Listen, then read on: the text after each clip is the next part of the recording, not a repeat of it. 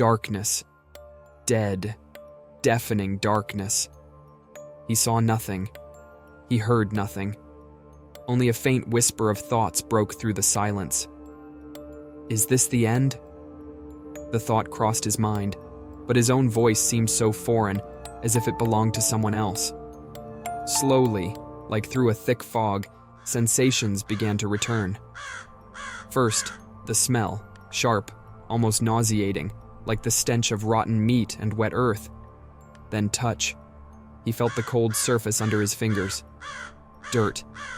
Damp, sodden earth mixed with something sticky. He tried to raise his hand, but the movement was too slow, almost mechanical. His body. Something was wrong with it. He didn't feel the strength in his limbs, just a weak pull when his muscles tensed. He tried to breathe, but his chest didn't fill with air. Nothing. Panic flared in his mind. I'm not breathing. His eyes opened. Above him was a gloomy sky, heavy with clouds that seemed to hang low over the earth. A cold wind carried sparse raindrops that fell on his face, but his skin didn't register them as it once would have. It was as if his body had lost its ability to react to the world. He tried to rise. His knees didn't obey. His movements were clumsy. But still the body slowly straightened. He looked at his hands. The skin, gray pieces of dead flesh that looked like melted wax. In some places, wounds revealed the bones beneath. His heart wasn't beating. His own body destroyed, decaying before his eyes. And then the realization hit him like a sharp knife. I am dead. But I am still here. Emotions surged. Fear, disgust, despair. Everything churned inside him. But he couldn't cry. No tears. His body didn't respond to the flashes of consciousness still burning somewhere inside. He was no longer the master of his body. It belonged to something else, some mechanical instincts that drove it to move. But he could feel. He was aware. And that was the scariest part. He walked. His legs seemed to move on their own, step after step, without asking permission. His thoughts were tangled, like cobwebs, but one kept echoing in his mind. How is this possible? The world around him was joyless. Tall trees stood bare, without leaves, their branches looking like gnarled hands reaching toward the sky. The road was cracked and covered with debris, overgrown with weeds breaking through the asphalt. Everything seemed as if nature itself had decided to abandon this place. Along his path, he encountered others. They wandered silently, much like he did. Zombie bodies moved sluggishly, slowly, but with unyielding determination. Their faces, empty, eyes devoid of life, but with a gaze that searched for something unknown. He felt a strange solidarity with these creatures, but he was different. He remembered. Each time he tried to regain control of his body, each movement he consciously attempted, was rejected. His own hands, legs, even the turns of his head, everything acted on its own, as if controlled by invisible strings. And the more he tried to fight, the stronger he felt that some force, something, kept him shackled. Twilight quickly swallowed the remnants of the day. The sky was almost black, with only rare glimpses of light breaking through the clouds. Only the moon, a thin sliver, hung on the horizon, cold and indifferent, just like everything around him. He walked without stopping, without feeling fatigue or hunger. All those human needs seemed far away, as if belonging to another reality in the past. And suddenly, a memory. Bright light, the laughter of a child, warm embraces. He saw the images but couldn't touch them. Time seemed to stretch, and the past returned in flashes. A woman's face, her eyes full of love. He remembered her name, Maria. The name floated up from the depths of memory like a shadow emerging from the surface of a lake. He stopped. His body still moved forward, but his mind hit a wall, trying to cling to that name, that memory. Maria. She was his wife, and the child, their son. Where are they? The question echoed in his mind like a flare. He tried to remember more, to focus, but the images began to blur, dissolving into nothingness. Something was leading him onward while he fought, trying to stop this dead march of his legs. The body didn't listen, but the mind burned, grasping at every fragment of the past. His wife, his child. Where are they? What happened to them? And then he heard footsteps. They were quick, tense, far ahead, around the corner of an abandoned building. He didn't know what to expect, human or zombie. But strangely, he felt hope. This could be important. His body turned the corner, and he saw a silhouette. A living being, thin, exhausted, but alive. Her eyes darted, her face twisted in fear. She turned and looked directly at him. "No!" she whispered, her voice trembling with horror. His consciousness froze. He recognized that face, those eyes, the same ones that once looked at him with love. Maria. She's alive. His heart, which no longer beat, felt a surge of emotion. He wanted to run to her, to talk, to explain everything, but his body acted differently. His arms reached out, his mouth opened with a terrible groan that came from deep within his throat. He tried to stop it, but it was futile. His own body had become the enemy. Maria screamed and ran. Her figure disappeared into the darkness. Maria's scream echoed in his mind for a long time. He wanted to cry out after her, to beg her to stop, to explain that he was still him, even though his body no longer belonged to him. But with every step, he felt his consciousness weakening under the force that controlled his dead body. Why? He tried to find an answer. Was this some kind of curse? A mysterious virus? He remembered moments before his death. Their home, a warm, cozy evening. But then the sudden pain in his chest, collapsing to the floor. And then, darkness. Everything was so blurred, but one thing was clear. He wasn't supposed to be here. His body slowly continued on its path, obeying some invisible force that held him in chains. But his consciousness, his inner self, clung to every memory, every emotional flare, refusing to disappear. I'm still here. I'm still me. He repeated this mantra to himself, feeling his consciousness hold on to these words like the last hope that his humanity was not lost. On the horizon appeared an old abandoned gas station. Its windows were shattered, and the weather-beaten sign sagged to one side. A few zombies wandered nearby, their movements just as thoughtless as his. But they lacked what he had: consciousness. Their empty eyes saw nothing. As he approached, he felt his body again begin to act on its own. His hands reached out toward the windows, as if trying to climb inside. Internally, he resisted, but in vain. And then he saw it. Another zombie stood by a mirror of an old car. It stared at its reflection, motionless, almost transfixed. Its eyes were empty, but something in them flickered. Something human, like an attempt to remember itself. That moment hit him like lightning. Perhaps he wasn't the only one. Maybe others also had consciousness trapped in this cursed state. But why couldn't they speak? Why couldn't they resist as he did? He moved closer to the zombie by the mirror. His own body still acted independently of his will, but internally he felt something like curiosity. The other zombie, staring into its reflection, barely moved, its dead eyes fixed on the glass, yet emotionless. And still, in that reflection, he saw someone trying to remember who they once were. "Who are you?" The thought flashed in his mind.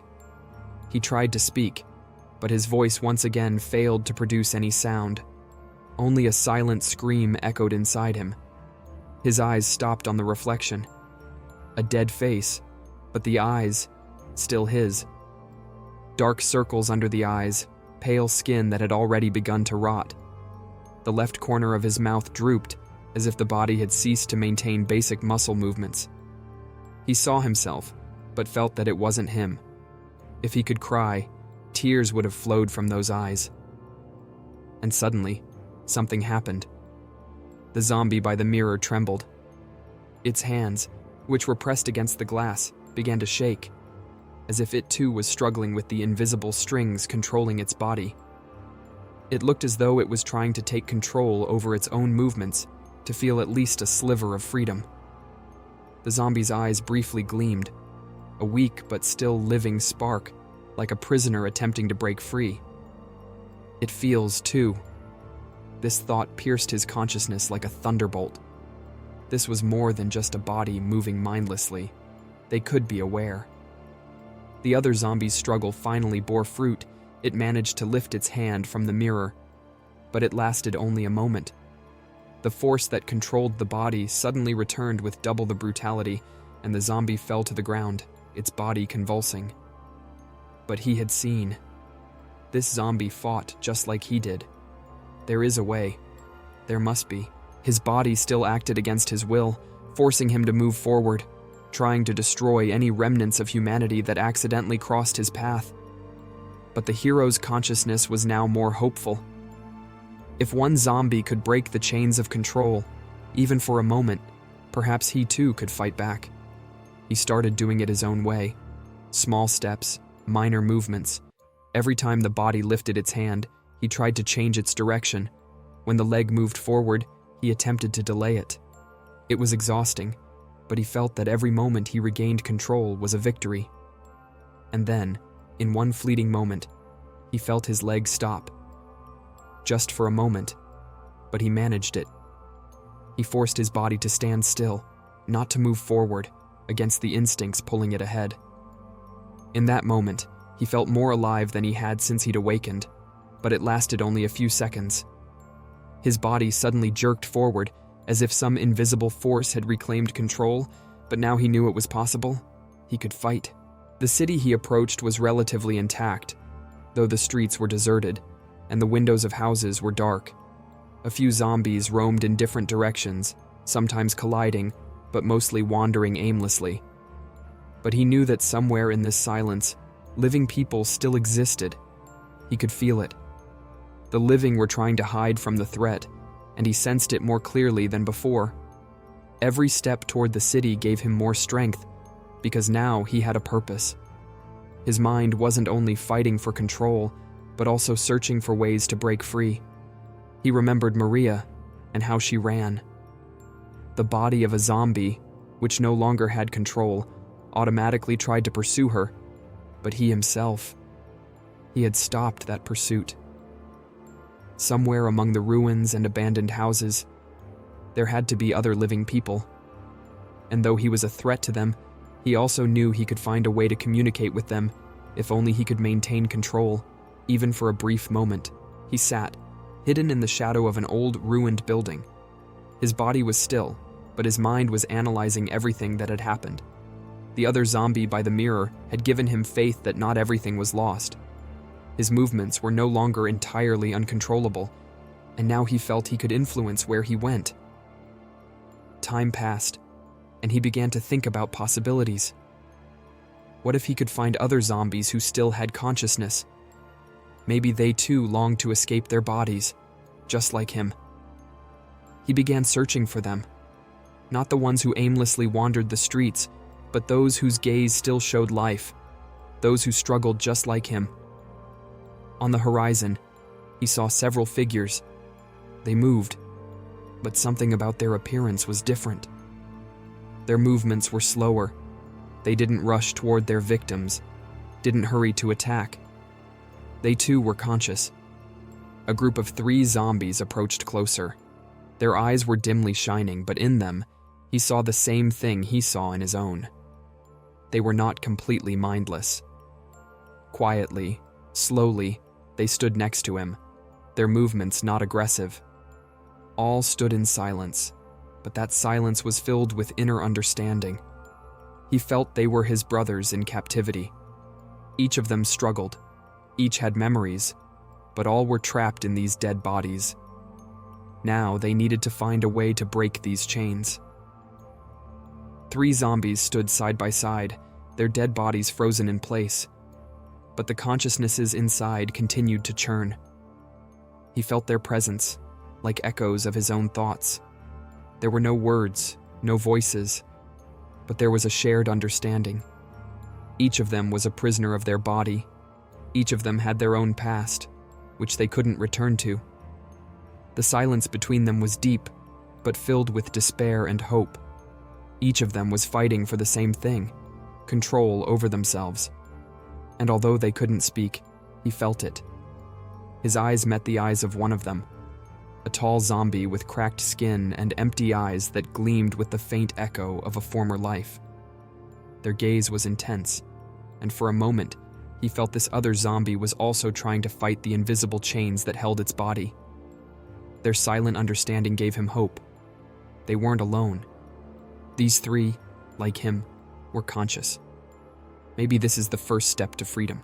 His body slowly moved forward, but this time he felt the other zombies begin to follow him. They didn't chase prey, didn't search for blood, but walked together with him. Their movements were slow, silent, but synchronized. They stayed close to each other, as if this was their only hope for survival in this world. Something had changed. They were no longer mindless creatures, no longer shadows. Their consciousnesses now acted as a group. Each of them tried to take even partial control of their body, and it was noticeable. Their movements became less mechanical, more deliberate. His mind was racing with thoughts. What now? How can we free ourselves? But there was no answer. They continued to move, slowly, not knowing where this path would lead them. Ahead, an old abandoned park appeared, rusty swings, overgrown benches, and a fountain that had long since dried up. The trees stood bare, their branches reaching toward the sky like skeletal fingers. They stopped near the fountain, and the surrounding silence became almost deafening. We must find a way. His thoughts whirled, and it seemed the others were also trying to make sense of their actions. He sat by the fountain trying to focus. It seemed that controlling the body required immense effort, but it was possible. He remembered how earlier the body had stopped, even for a moment. He needed to repeat that, but this time for longer. He closed his eyes and tried to take full control. His hands trembled as he tried to lift one of them, but the body seemed to resist. His muscles twitched, tensed, and he felt the instincts begin to take over again. But this time he was ready. He focused all his willpower, concentrating all his strength to make his hand obey. Slowly, almost imperceptibly, it rose. He felt hope surge within him again. I can do this. The body obeyed. He made his first fully conscious movement. He raised his hand, and this time it didn't fall. It was as if the feeling of control over himself was returning. He managed to do it, though at the cost of great effort. His gaze focused on the two other zombies standing nearby. They too were watching him, wordlessly, but with understanding. That moment when his hand rose again became a symbol of their struggle. Each of them was capable of this. But the question remained: how long could they maintain this control? The zombie standing next to him suddenly attempted to repeat the movement. It slowly raised its hand, holding it as if it required incredible effort. But in its eyes appeared a glimmer of satisfaction. It had done it too. It's working. We can free ourselves. Their movements became more coordinated, and the more they tried, the more alive they felt. Every attempt, every movement was an act of defiance against the internal control. He began walking, consciously moving his legs, step by step. It was difficult, but it worked. The others joined him, and their walk was now no longer mindless. They moved as a group, walking forward. Their journey led them to the outskirts of the city, where there were signs of living people. The somber houses, most of which were abandoned, stood as mute witnesses to the apocalypse. But one of the houses was different. The windows were boarded up, the fence was raised, and in the yard a faint light flickered. He stopped, and the other zombies stopped with him. They were no longer death machines, no longer shadows. Now their consciousness controlled the bodies, if only partially, but it was a true breakthrough. They began to understand. If they could control themselves, Perhaps they could find a way to communicate with the living. He approached the fence. Beyond it, the light, which felt like the last island of humanity. He remembered that he was once like those who were hiding there, behind the walls. Once, he was human, and now he was trying to regain that feeling. He tried to speak. His mouth opened, but instead of words, a rasping sound escaped, like the wail of the wind. He tried to say at least one word, to address those inside, but his body resisted again. He could only stand silently before the house, hoping someone on the other side would see him and understand that he was no longer just a monster. A loud creak of a door suddenly broke the silence of the night. He heard it from deep within the house, behind the fence where he stood. Someone from the living had come outside, and his body instinctively froze. He felt a wave of panic course through his dead heart, though it no longer beat. He knew this was his only chance, the only opportunity to show that he was not like the other zombies. Suddenly, a man appeared from behind the fence. He held a weapon in his hands. His movements were tense, and his eyes, wide open, full of fear and suspicion. This was one of those who still fought for life. From the look in his eyes, it was clear he trusted nothing and no one. He tried to raise his hand, to show his intentions, but his body resisted again. The effort required for such a simple gesture was immense. His movements were slow and uncertain, but he managed to raise his hand, trying to show that he was not aggressive. He stood before the man, attempting to convey even a hint of his awareness. But his body still looked like a typical zombie, skin sagging from his arms, muscles almost dead, and the smell of rot still surrounded him. The man froze for a moment, watching him. Suspicion flashed in his eyes. He aimed his gun directly at his head, ready to fire at any moment. But instead of an attack, the hero just stood still. He couldn't speak, couldn't explain that he wasn't a threat. "Don't come any closer." The man's voice trembled with tension. "I know what you are. One step and you're dead." He wanted to shout, "I'm not the enemy. I remember who I was. I'm not like them." But his body betrayed him. Only a rasping sound came from his throat. The man tensed further, ready to pull the trigger. Everything indicated that in the next moment, a shot would end it all, but the hero no longer struggled with his body, only trying to remain still. And then something unexpected happened. The man suddenly lowered his weapon. His gaze changed. He still didn't fully understand what was happening, but something about this zombie was different. His movements were too deliberate, and instead of attacking, he simply stood and waited. The eyes of this zombie, that was what made the man hesitate. His gaze wasn't empty, not mindless like the others. They expressed fear, despair, and something more, human emotions. "What are you? Who are you?" the man whispered, more to himself than to the hero. He took a step back, still not taking his eyes off him. This was the moment. He felt that in his consciousness, hope began to bloom. They could understand. People could sense that he was different. The man continued to stare at him, perplexed. He couldn't accept the fact that a zombie was standing in front of him, but was behaving differently than the others. The man's gaze kept darting between his gun and the hero, as if he was searching for an explanation of what was happening. "You're not like the others," the man said quietly, as if trying to convince himself. "But that's impossible." The hero tried again to speak, but only a rasp came from his throat. "What's wrong with my voice? Why can't I speak?" This question tormented him more than the fear of the gun.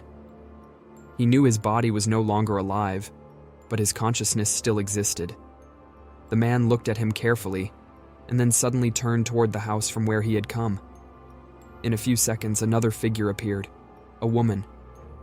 She looked worn out but determined. In her hands, she held a radio, her fingers nervously tapping on the plastic as she stopped next to the man. "What happened? Why haven't you shot him yet?" Her voice was sharp, but she too noticed that something was off. "Number, look at him. He's not like the others. I can't explain it, but he's..." The man hesitated, unsure of how to continue. He's just standing, doing nothing. The woman looked at him the same way the man had. Her eyes narrowed, but instead of aggression, curiosity flickered in them. She stepped closer, looking directly into his eyes, and that look pierced him, making him feel more vulnerable than ever before.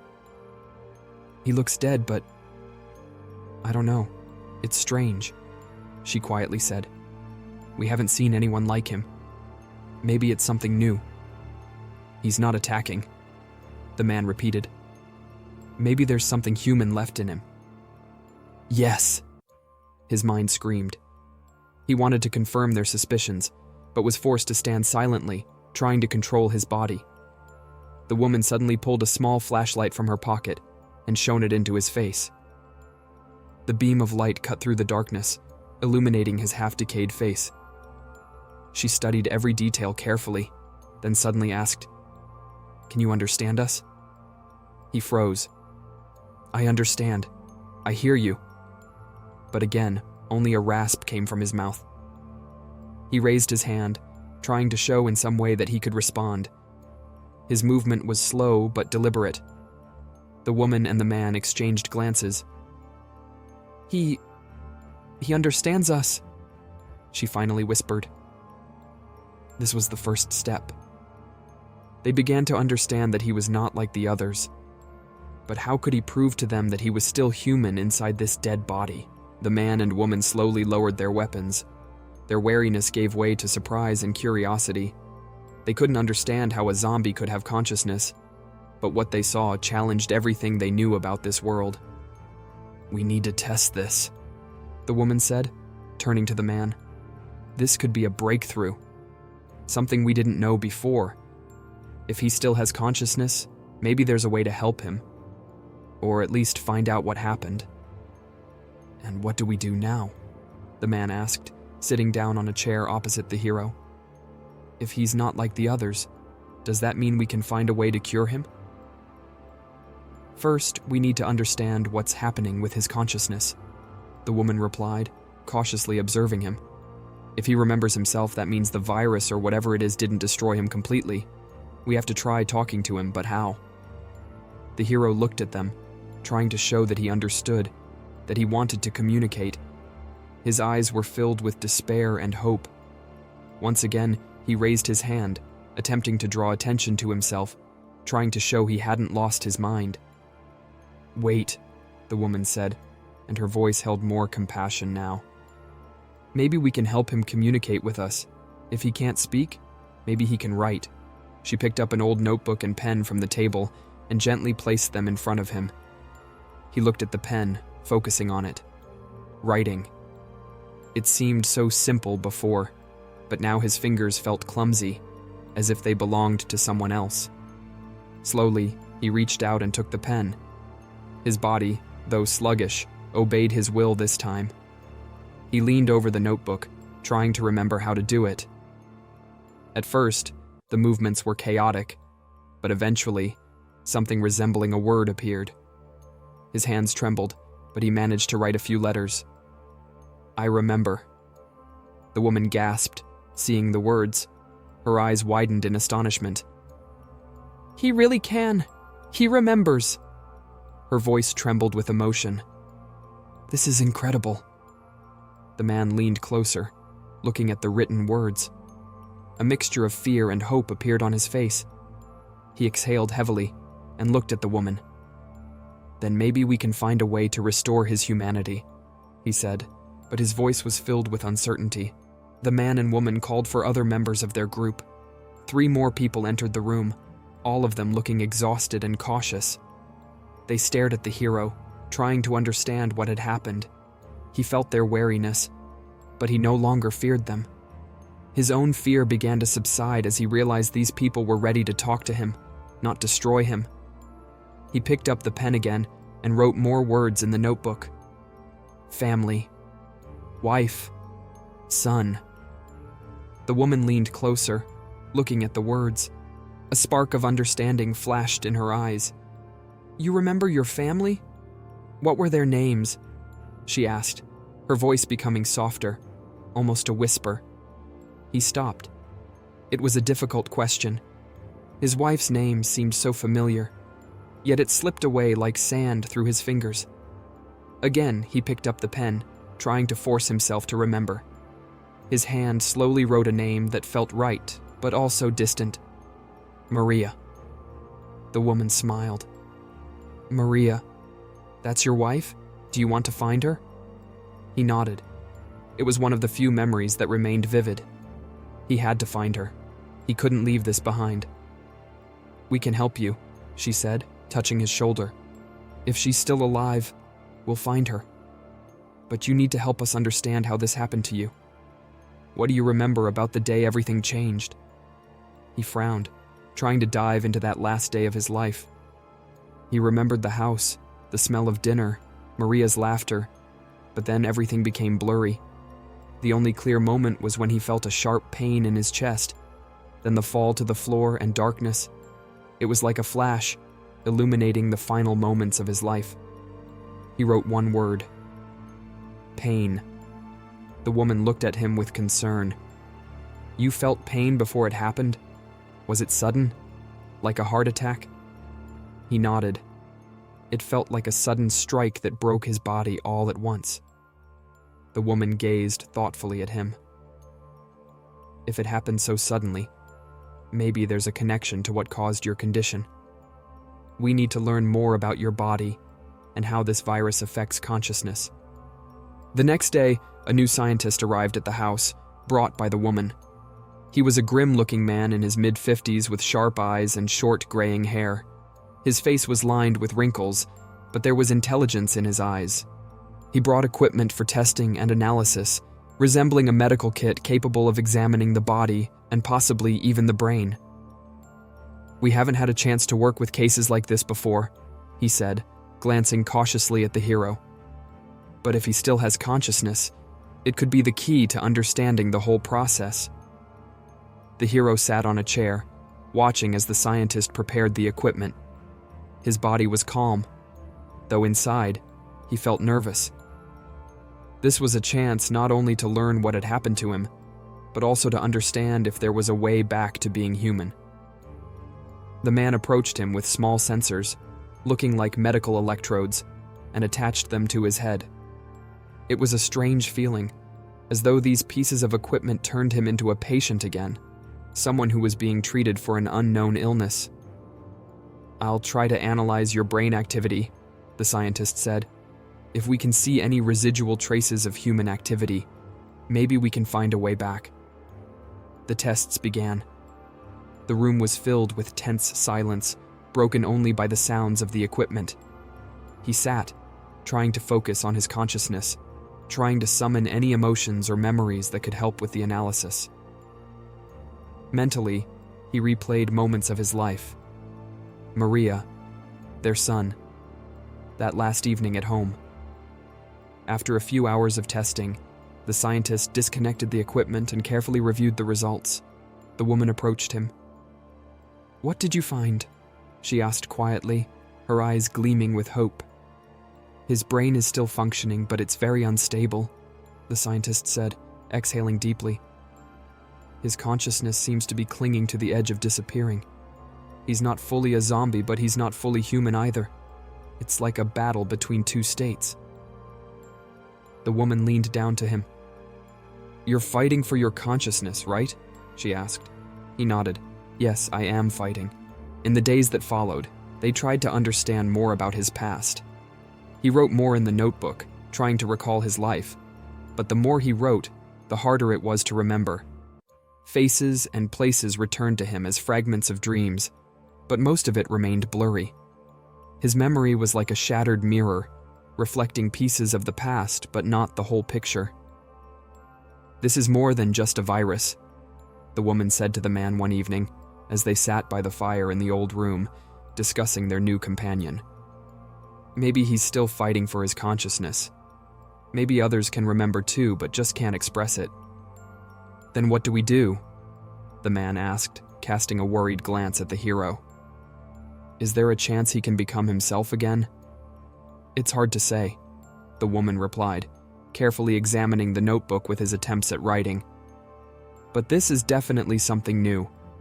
If we can understand how his consciousness works, maybe we'll find a way back for him, and for all of us.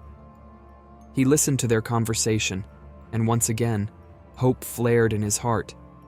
Perhaps he could return to his former life, find himself again, and understand what had happened. But to do that, he would have to fight not just with his body, but with time itself, which constantly eroded his memories. The darkness was closing in, and with each passing day, his control over his body weakened. His movements became slower, more erratic, as if something inside him was struggling to break free.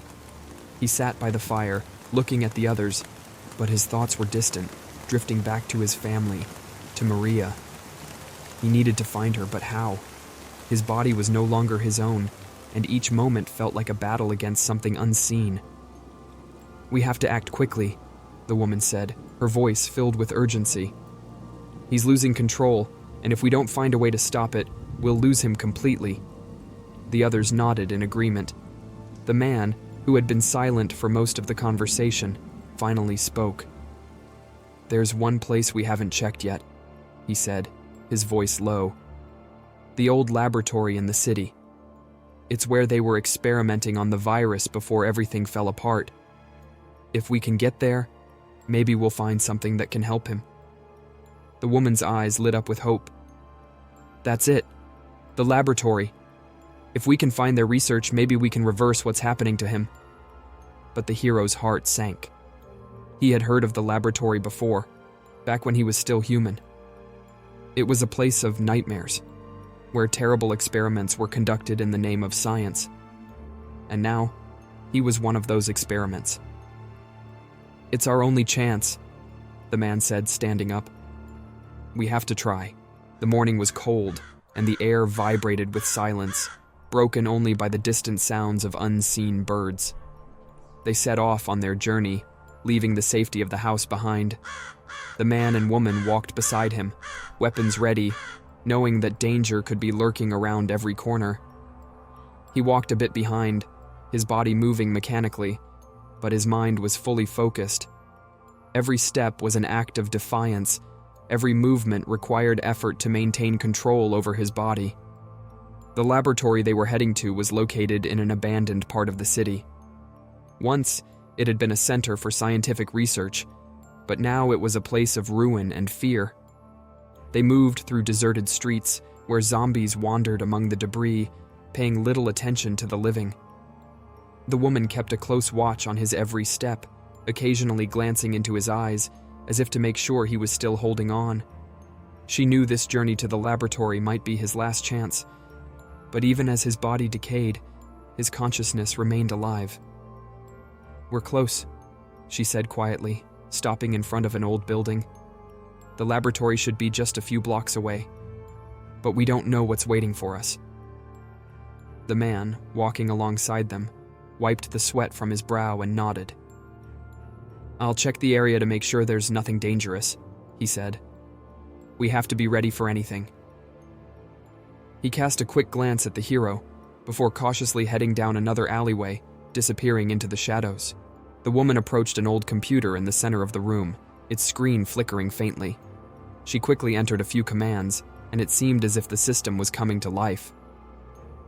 "I've found them," she said excitedly.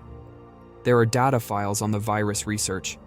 They were studying how the virus affects the brain. This might explain what's happening to you." The hero moved closer, his body still stiff and slow. His eyes locked on the screen. He saw numbers and formulas, but it all seemed foreign to him. His mind was still trapped, but now he had hope that this could be temporary. "There's information about a prototype of a cure," she said, clicking through the files. "They were testing a drug that was supposed to preserve cognitive function and allow the body to regenerate.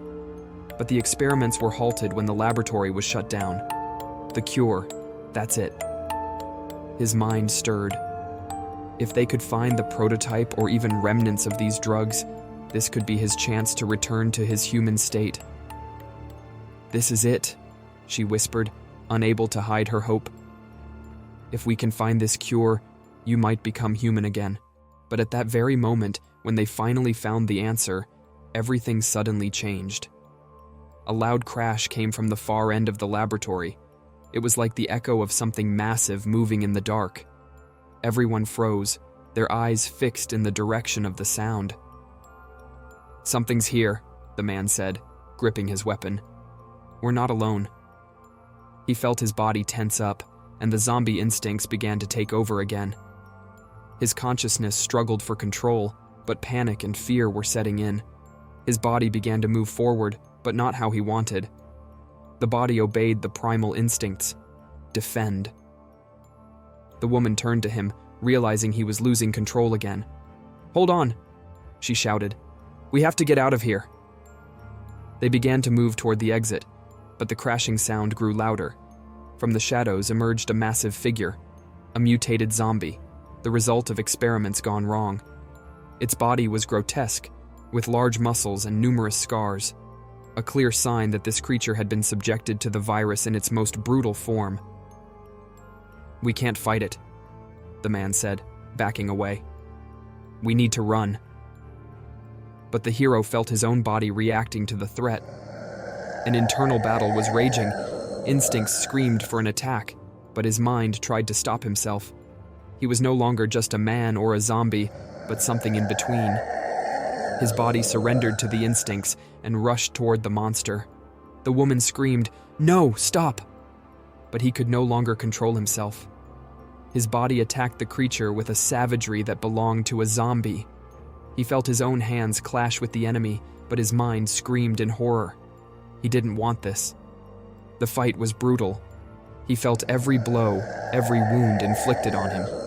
But his body fought, protecting them from the mutant. He didn't know if it was the zombie instincts or the last remnants of his human nature, but he won. The monster fell to the ground, bleeding out. When the battle ended, his body stopped, and he felt the struggle for control subsiding once again. He looked at the woman, who stood with her weapon in hand, breathing heavily. "You saved us," she said quietly, but her gaze was filled with concern. "But I saw you lose control again." He nodded, feeling both fear and despair. His consciousness had regained control of his body, but he knew that it was becoming harder and harder each time. He wrote one word in his notebook: faster. They knew time was running out. If they didn't find the cure soon, he might lose himself forever. The journey back to their shelter was long and difficult. He felt exhausted, but the hope for a cure gave him strength. The woman worked day and night, studying the data from the laboratory, trying to figure out how to recreate the cure. The man was always nearby, ready to protect them from the dangers of the outside world. They reached their temporary hideout, where the woman had set up a small laboratory. She pored over the documents, gathering ingredients and components to create a prototype of the drug. "We're almost there," she said one evening, just hours away from being ready for testing. "If these drugs work, you might be able to come back, but we don't know exactly how it will affect you." He understood the risk. The drugs could help him regain control, but they could also complete the process and turn him into a full zombie. But it was his only chance. When the cure was ready, the woman held the syringe in her hands, her fingers trembling. She looked at him intently. "This could be your only chance," she said, her voice soft but filled with determination. "We've done everything we can. Now it's up to you." He nodded, accepting the risk. His body was no longer his, but his consciousness still held on. This was his last opportunity to regain himself. The woman slowly injected the drug. At first, nothing happened. But then he felt something incredible. It was as if a new force was fighting inside his body, something that made his system react. He felt his body beginning to obey his mind. Time seemed to stop. Every second felt like an eternity. But in his mind, bright moments began to flash. Images of Maria, their son, their home. His mind was filled with these memories, and they were no longer foggy. They were clear and vivid. The woman watched him closely. "Do you feel it?" she asked, her voice full of hope. He raised his hand for the first time without effort, and in the notebook he wrote clearly, "I'm alive."